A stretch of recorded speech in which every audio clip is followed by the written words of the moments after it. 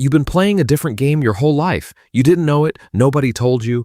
The rules that you learned about money came from people who never had any, your parents, your teachers, your friends, all repeating the same things. Get a degree, get a stable job, save what you can, don't take risks. Those aren't rules for building wealth. Those are rules for staying comfortable, and comfort is the most expensive thing you'll ever buy.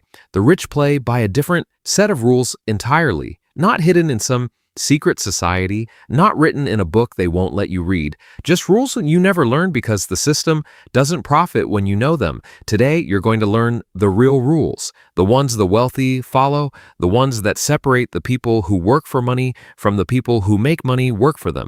Rule 1, the rich buy assets, not liabilities.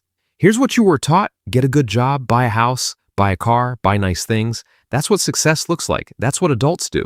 The wealthy look at those things differently. They know the difference between an asset and a liability. An asset puts money in your pocket. A liability takes money out. Your house, the one you were told is your biggest investment, is actually a liability. It costs you property taxes, maintenance, insurance, upgrades. The bank owns it. You're just paying them rent with interest. Your car, the one you financed because you deserved it, loses value the second you drive it off the lot, and you pay interest on something that's worth less every single day.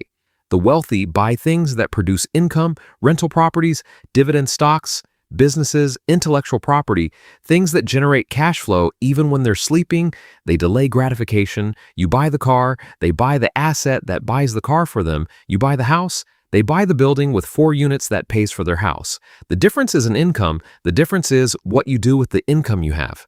Rule 2, the rich use debt as a tool. You were told debt is bad, dangerous, something to avoid at all costs. Pay off your credit card, pay off your student loans, live debt-free. The wealthy look at debt completely differently. There's good debt and bad debt. Bad debt is what you have: credit card debt at 24% interest, a car loan on a depreciating asset, consumer debt that makes you poor every month. Good debt buys things that go up in value, real estate that appreciates, a business that generates profits, an asset that produces more than the interest costs. The wealthy borrow money to make money. They use other people's capital to build their wealth. You use debt to buy things you can't afford. They use debt to buy things that pay for themselves. The bank will lend you money for a car because it's a secured asset. They won't lend you money for a business because the bank doesn't understand business, but the wealthy know how to structure a deal. They know how to present risk. They know how to make the bank comfortable because they understand something you don't. Debt isn't the problem. Cash flow is the problem. If you have enough cash flow to service the debt, debt becomes a tool. Rule 3, the rich don't trade hours for dollars. You trade time for money. 40 hours a week, 50, 60, you're trading your life for a paycheck. Every hour you work is an hour you'll never get back. The wealthy figured out that time is the only non-renewable resource. You can make more money, you cannot make more time. So they build systems that generate income without their time. They own the business, they don't work in the business. They own real estate that pays them rent. They own investments that pay them dividends. They own royalties from intellectual property. They own assets that work for them. You own a job. A job is not an asset. A job is trading your time for money. When you stop working, the money stops. The wealthy don't want income they have to work for. They want income that works for them. That's the difference. Passive income isn't a luxury, it's the point. Everything they do is designed to create cash flow that doesn't depend on their labor, and they start early. They build systems before they need them, because building systems takes time, and they have time because they stopped trading it. Rule 4, the rich pay themselves. First, you pay everyone else first. The landlord, the credit card company, the grocery store, the bank, then the government. Whatever's left at the end of the month, that's yours. Usually nothing. The wealthy do the opposite. They pay themselves first. The first check they write is to their investment account. The first line item in their budget is savings. The first decision they make is how much to keep. Then they build the rest of their life around that number, not the other way around. If you wait until the end of the month to save what's left, you'll never save anything. There will always be one more thing, one more expense, one more emergency. The wealthy automate it. The money leaves their account before they can see it, before they can spend it, before they can rationalize keeping it. They've made the decision once and the system executes. And because the system executes, they never feel the scarcity. They've built a life around what's left, not around what they could have spent. Rule 5, the rich think in decades, not months.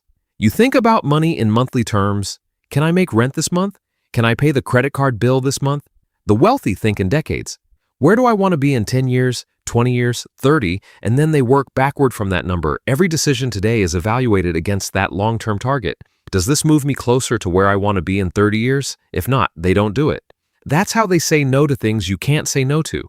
The new car, the expensive dinner, the weekend trip, they're not depriving themselves. They're making a long-term decision you can't see because you're still looking at this month. Compound interest works best over long periods. The wealthy understand that a dollar invested today is worth more than a dollar invested next year, not because of inflation, because of time. Time is the multiplier, time is the amplifier, and they've got time because they started early, because they thought long-term, because they made decisions today that didn't make sense to people looking at this month. Rule 6, the rich don't diversify, they concentrate, then diversify. You were told to diversify, spread your risk. Don't put all your eggs in one basket. That's good advice for protecting what you have. It's terrible advice for building what you don't have. The wealthy understand that concentration builds wealth and diversification protects it.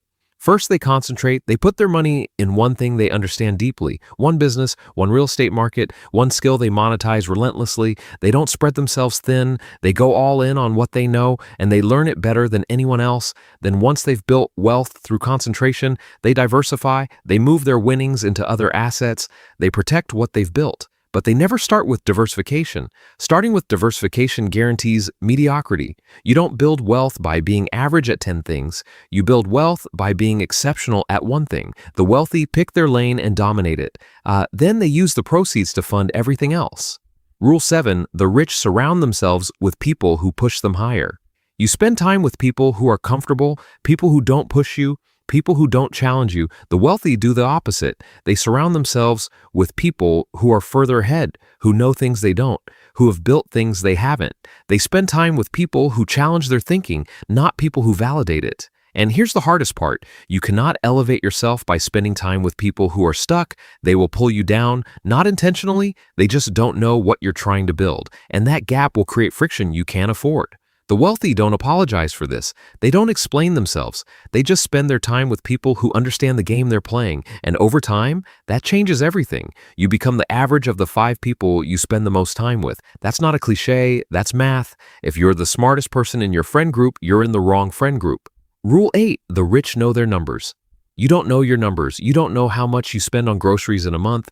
You don't know what your true net worth is. You don't know what your money is actually doing. The wealthy know everything. They track everything. They review their financial statements monthly. They know their cash flow, their burn rate, their returns. They don't guess. They don't estimate. They know. And that knowledge gives them power. Power to make decisions. Power to spot problems early. Power to see opportunities before anyone else. You can't manage what you don't measure. The wealthy don't spend money on things they don't understand. They know where every dollar goes, and if they don't know, they find out, because ignorance is expensive, and they can't afford ignorance, not in the game they're playing.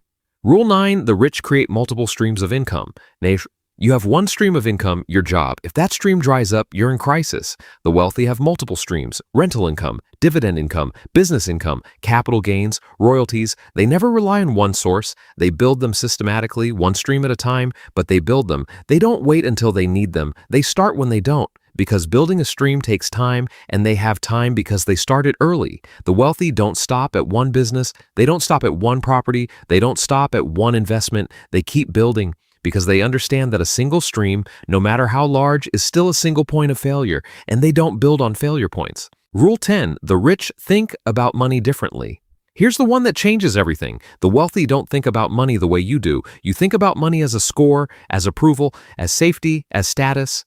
The wealthy think about money as freedom, as leverage, as a tool, as a measure of value created. Money's just a way to keep score, but they're not playing for the score. They're playing for the freedom the score represents, the freedom to work on what they want, the freedom to spend time with people they love, the freedom to build things that matter, the freedom to say no to things they don't want to do. You're working for money. They're making money work for them. That shift in perspective changes everything, because when you see money as a tool, you use it differently. You invest it, you leverage it, you protect it, but you never worship it, and you never let it define you.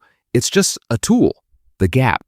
Here's what nobody tells you. The gap between you and the wealthy isn't income, it's rules. It's the things you don't know, the things you weren't taught, the things you have to unlearn. You were taught to be comfortable, to be safe, to be average. The wealthy were taught to build, to think, to grow, the gap isn't one big thing. It's the accumulation of 10 small rules you never learned. And the good news is those rules can be learned. You can start today, not with a big gesture, not with a massive investment. With one rule, apply it, then another, then another. The wealthy aren't smarter than you. They're not luckier. They're not better. They just learned a different set of rules and applied them consistently over a long period of time. And you can do the same, but only if you start, only if you stop waiting, only if you realize that the person who will build your wealth is the person you become along the way.